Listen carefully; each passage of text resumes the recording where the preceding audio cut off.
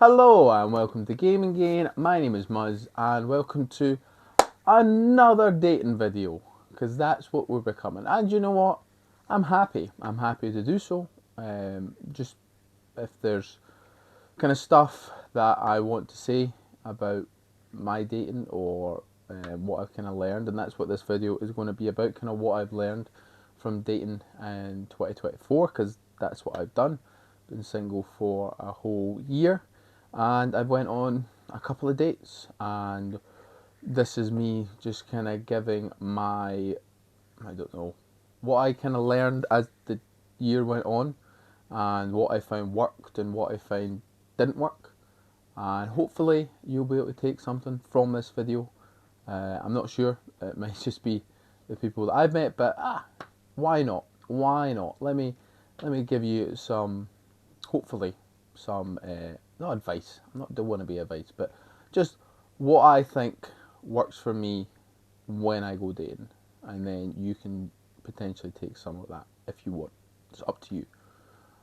So the first one, I think the biggest one, I think this is the one that guys in particular need to hear. You can split the bill.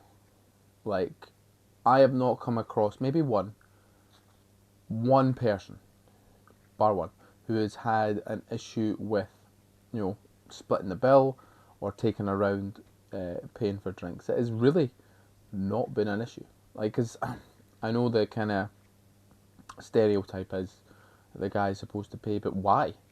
Like, I was a student for half of this year, and let me tell you, I would not have been able to afford, like, if I paid for the dates straight outright. Like, it just wasn't. It wouldn't have been affordable for me. So all the people that I went out with were very accommodating of that, and like they didn't bat an eyelid when I said split the bill, or they even suggested it, which I think was really good of them. So I think that's the one that society needs to get over. Like, split the bill. It's fine if the guy doesn't pay. It's fine that you can split the bill. Like, that is something that I think we just need to do away with, especially in these trying times. Like, it makes more sense to split the bill. First date, you don't really know each other. Maybe, for like, if you, like, when you actually get into a relationship, that's when you can start splurging on the person for their birthday, take them out for a nice meal. You're like, nah, this is on me. But for a first, even like a second, third date, like, split the bill. It is a better way of doing things, I believe. I know there will be these manly men out there who are like, oh, guys got to pay for everything. Nah, split the bill. So much better. So that's kind of the one, that was probably the major thing that I took from this year.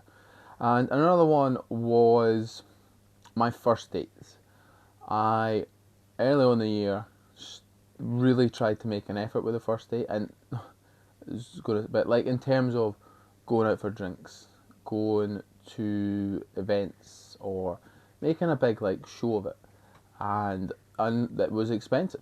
Like, it was like going out for drinks. My favourite place to take a date is a cocktail bar, because I love cocktails, and I think that's just a nice casual kind of way to get to know someone. But it's expensive. You're 4 cocktails in and it's like 40-50 quid, and you're like, oh, okay, this is a bit expensive. So definitely, as the year has went on, I've kind of scaled back the dates and just went for walks or teas and coffees, and I felt that has been much better way to get to know someone, and a much more a better environment. You're much more casual, and I think it has just worked better for me to showcase my personality a bit more, going on these walks and these just going for like a tea. Yeah, just getting to know the person and asking them about, like, just having a kind of conversation. I think has worked for me a lot better. So definitely, it was definitely about May where I realised, like, I can't keep doing this. So I was like, right, from now on, just suggest cheaper alternatives. and I think it's actually worked out way better. On first dates as well, I mean, a lot of these girls off dating apps, and I think like talk to them for like a day and then ask them out. Like, don't, because I found like conversations can kind of die out. Like, I'm not really on the dating apps that much, so I'll talk to someone for a couple of days and then I won't be on there for a couple of days, and then it's hard to get back into a rhythm of a conversation. You just, if you like them, if you're having a good conversation, just be like, let's do something. Let's go out.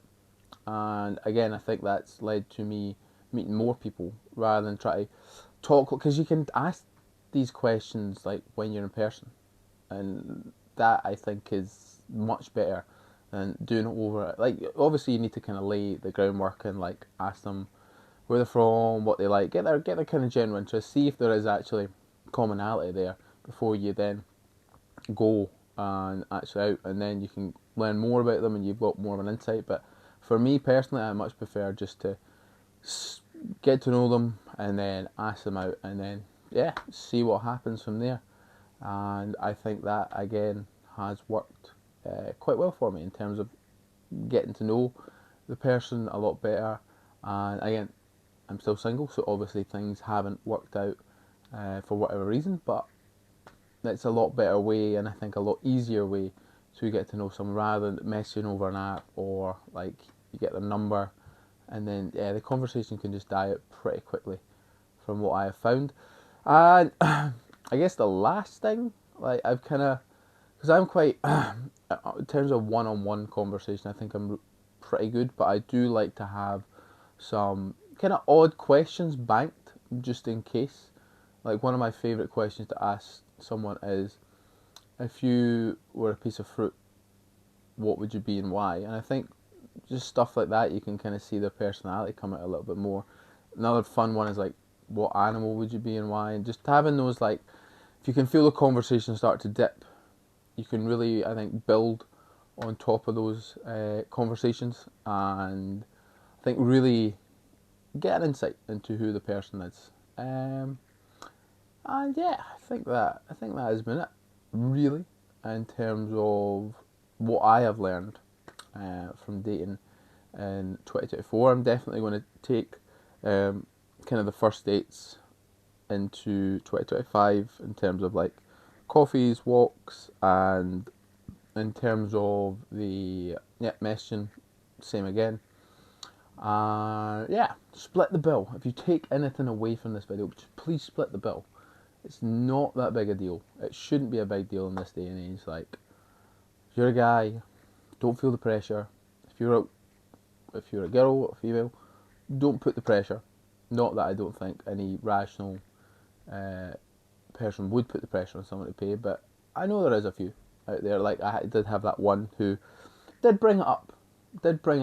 She wasn't, I don't know if she brought it up in a joking way, but she did bring it up. And I was like, that's interesting. But yeah, split the bill.